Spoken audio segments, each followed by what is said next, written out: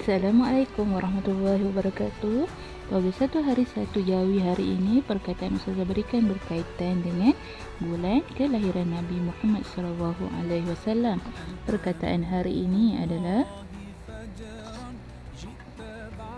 Rasul, adalah pinjaman bahasa Arab.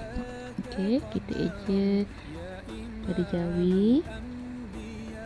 Okey, bila tukar pada Jawi, Rasul, Ra, Sin 3 gigi, kemudian Waw dan Lam.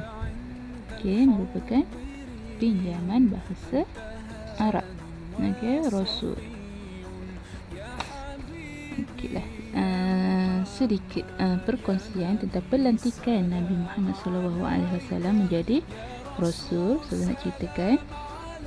Okey, ketika usia Nabi Muhammad SAW 40 tahun, Rasulullah sering mengasingkan diri di Gua Hira yang terletak di Jabal Nur. Okey, sehinggalah pada satu malam, iaitu pada 17 Ramadan, ketika Rasulullah sedang beribadah, datanglah malaikat Jibril berkata kepada Nabi Muhammad SAW, Iqra. Okay, maksud dia adalah bacalah. Tetapi Nabi Muhammad SAW menjawab kepada malaikat Jibril, Ma'ana biqari, aku tidak tahu membaca. Lalu malaikat Jibril memegang dan memeluk baginda sehingga lemas dan dilepaskan. Lalu malaikat berkata lagi, Iqra. Tapi Nabi Muhammad berkata lagi, Ma'ana biqari, sehingga pelukan kali ketiga malaikat Jibril mengajarkan Nabi membaca surah Al-Alaq ayat 1 hingga 5. Okey, maka turunlah wahyu pertama dan Nabi Muhammad dilantik menjadi Rasul. Okey, setelah berlaku peristiwa pada malam tu, Nabi Muhammad segera pulang ke rumah dalam ketakutan. Lepas tu Rasulullah meminta Sayyidatina Khadijah menyelimutkan dirinya. Okey, kemudian Sayyidatina Khadijah bimbanglah tengok Nabi Muhammad menggigil dan ketakutan. Sayyidatina Khadijah pun membawa Nabi Muhammad berjumpa dengan sepupu dia, Waraqah bin Naufal, yang merupakan penganut agama Nasrani. Okey, kemudian Waraqah beritahulah dekat Sayyidatina Khadijah, ini adalah tanda-tanda kenabian yang juga pernah berlaku pada Nabi Musa dan Nabi-Nabi sebelum Nabi-Nabi terdahulu sebelum Nabi Muhammad SAW. Okey, inilah sirah ringkas tentang macam mana Nabi Muhammad menjadi Rasul ketika usia dia 40 tahun.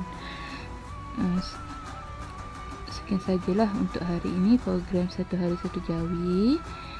Sepenuh esok Maulid Rasul, kami warga pendidik Sarkafah Hidayah Balok Pantai mengucapkan selamat menyambut Maulid Rasul pada hari esok. Sekian sahaja untuk hari ini. Assalamualaikum warahmatullahi wabarakatuh. Kota Mekah yang pesat membangun. Kabilah-kabilah Arab datang mengunjungi Mekah dengan membawa pelbagai barang-barang dagangan. Kira-kira dalam tahun 610 Masihi, masyarakat di kota Mekah masih hidup dalam keadaan yang serba kejahilan. Mereka memuja lebih 360 buah berhala yang terdiri dari pelbagai bentuk dan rupa yang diletakkan di dalam Kaabah. Nabi Muhammad SAW pula sering mengasingkan dirinya untuk beribadat dan bertafakur di dalam Gua Hira di atas bukit yang bernama Jabal Nur yang terletak kira-kira 6 km di sebelah timur kota Mekah. Ketika Nabi Muhammad SAW memasuki usia baginda yang ke-40 tahun, atau dengan lebih tepat lagi pada malam tanggal 17 Ramadan dalam tahun ke-41 tahun Gajah, sesuatu yang menakjubkan telah berlaku kepada baginda. Nabi Muhammad SAW telah dikunjungi oleh malaikat Jibril yang muncul dengan menampakkan dirinya dalam keadaan rupa yang sebenar. Sudah tentu baginda Nabi Muhammad SAW takut kerana inilah kali pertama baginda bertemu dengan malaikat Jibril.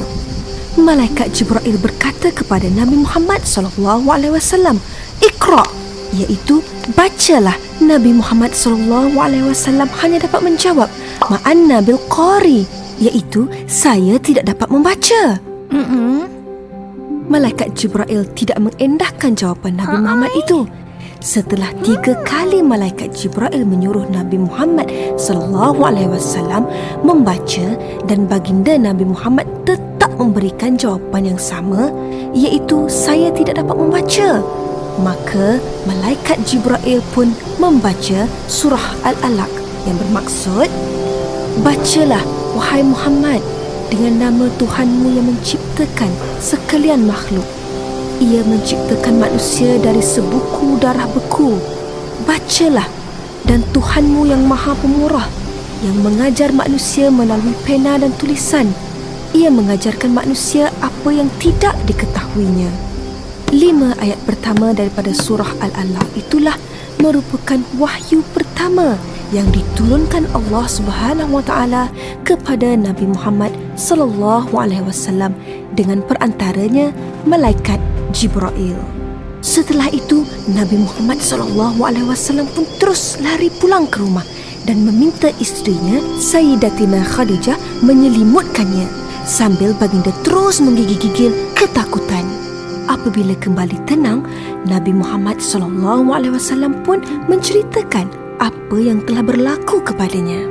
Sayyidatina Khadijah menasihatkan baginda supaya tidak bersusah hati.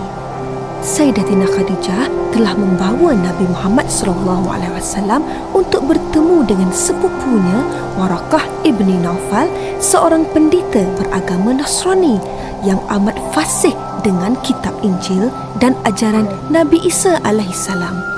Mendengarkan kisah Nabi Muhammad SAW itu, Waraqah mengesahkan bahawa yang telah mengunjungi baginda di Gua Hira itu ialah malaikat Jibril. Sesungguhnya Nabi Muhammad SAW telah diangkat menjadi Rasul seperti yang telah diberitakan terdahulunya oleh Nabi Isa alaihissalam. Sekian